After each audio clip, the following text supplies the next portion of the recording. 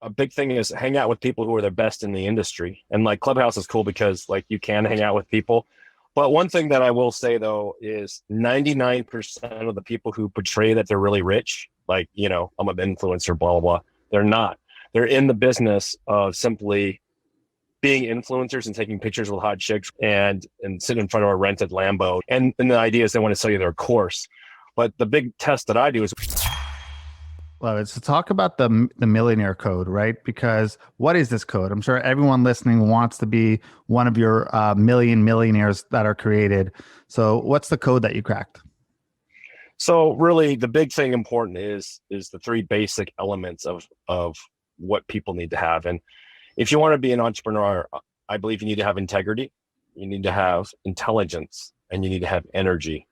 If you're missing any of those three, it's gonna be really tough. I mean, maybe you could do it, but you kind of need those three to be the catalyst to, I think, to be successful for long-term success as an entrepreneur. But a big key too to being an entrepreneur, I think, is being able to do what you hate. And a lot of people are like, what do you mean do what you hate? Because a lot of people think it's a cushy thing becoming an entrepreneur, but it's not. I mean, you're going to deal with lawsuits, contractual agreements, HR, hiring, firing, having hard conversations, and getting ripped off, and all kinds of things.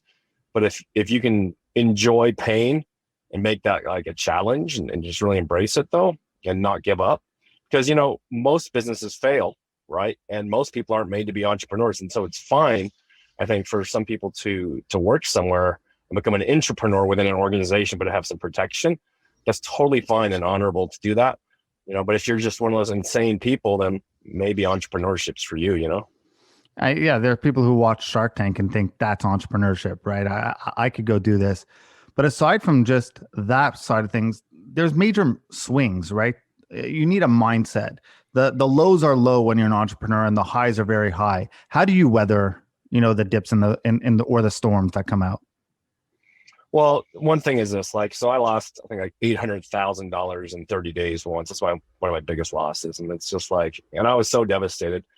So I talked to some of my mentors. I'm like, hey man, what do I do? And they're just like, did you learn something? And I said, well, yeah, I'm dumb. And they're like, well, no, did you learn something?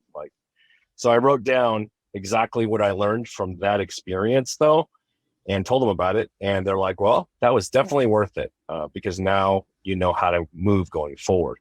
The biggest thing that people do, I think, to screw themselves up is they hold remorse for themselves. And it's, and the old saying, don't look backwards, it screws with your neck, and they keep looking backwards. As long as you learn from your mistakes and you're still in the battle, then, you're probably going to make it as long as your product's viable, right?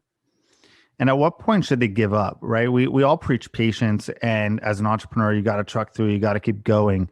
But at what point do you just stop and sit there and say, all right, maybe my product or service sucks, maybe I suck, or whatever the case? I mean, it's one of the biggest advice people give. Don't quit, right? It's not a loss if you don't quit, but sometimes they should quit. Yeah, I mean, you just have to be really good with your math. Look at your profit and loss statements. How much is it costing you to advertise? How much does your product cost? Is your market segment big enough? Are there other successful people in your field?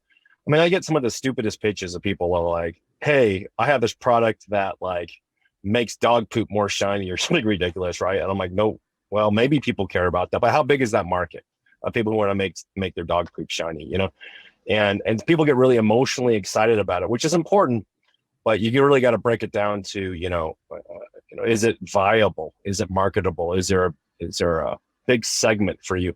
And one of the things that I do is I start businesses that are not original.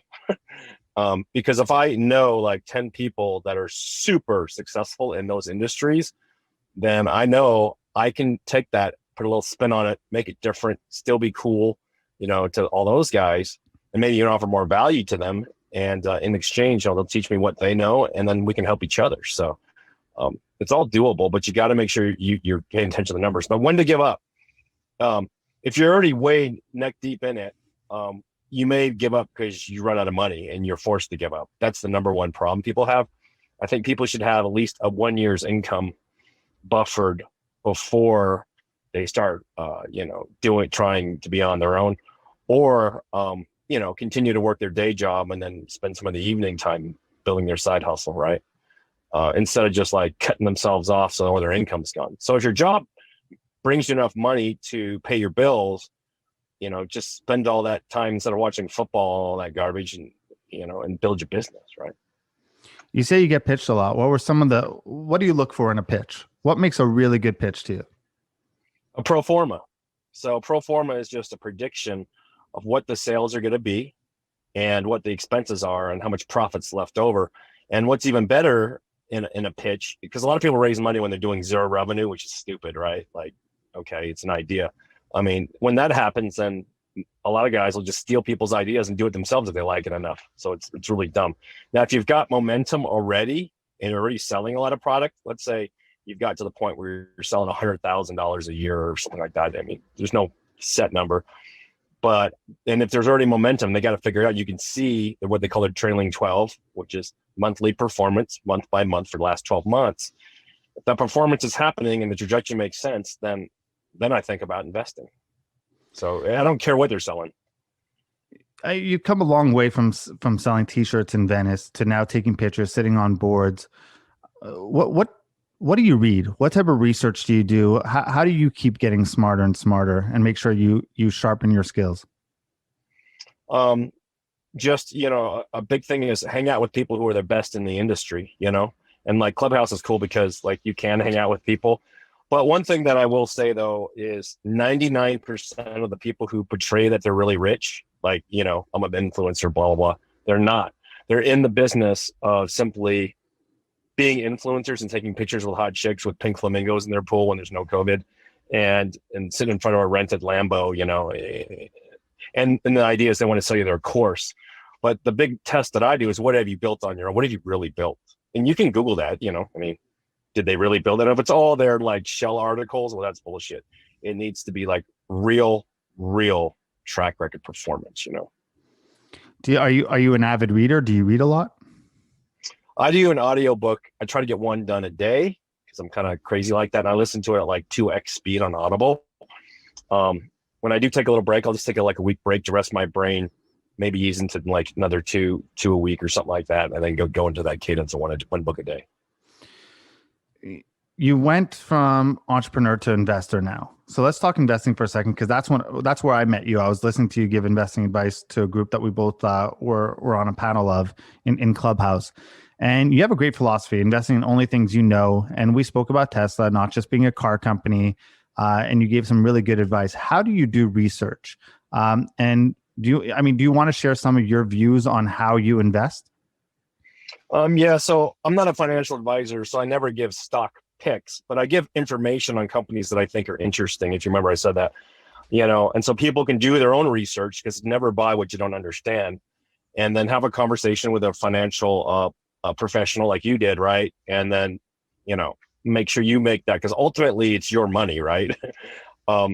So if you want a few tools, maybe, is that what you're asking for? Sure, yeah. You used to do research, Yep. Okay. So something as simple as on your iPhone, or even you have an Android, there's stock apps, right? So it's built into the iPhone. I don't know if it's on Android, but you can just punch in your stocks that you're looking at, and a bunch of news comes up. So that's one little piece.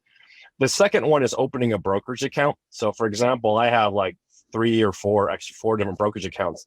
So E-Trade, Fidelity, Schwab, some of these different ones, because they all offer information resources. So if you were to type in AMD or Tesla or whatever you're looking at, it'll have all these professional market reports written up by professional companies, and all they do is do reports on the stock, right?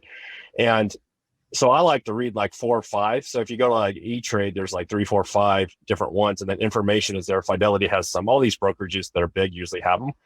And you can look at their actual profit and loss statements, balance sheets, read about what their company does, what they got coming up.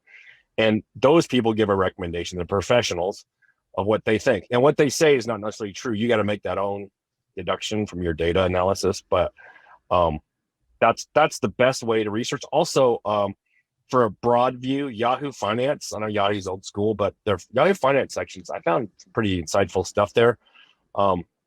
Also, there's like Motley Fool and all these different things you can subscribe to. I just happen to use the free ones that come with the brokerage. So you can just drop $100 in E-Trade, and then you got 30 grand in newsletters for free, right? Like on every stock all the time, right?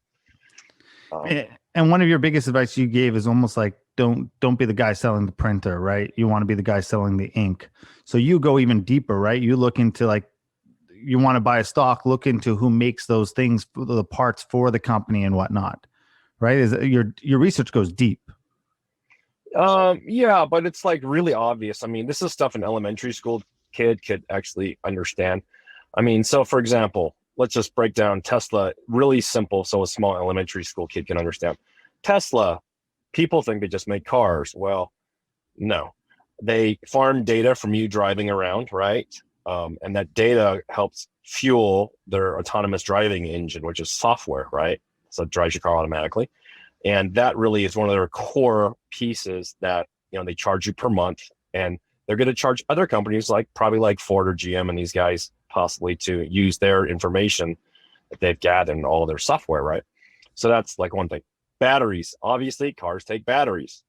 So I just Google Tesla batteries. And so then you read all this stuff about Gigafactory, where Elon Musk has made a battery that's 500% more efficient than the common batteries you can buy from normal makers like Panasonic, let's say, right? So I'm like, if his batteries are 500% better and he's sticking them in his cars, well, now they're just not a car company, they're also a battery company, right? So that's pretty cool, right?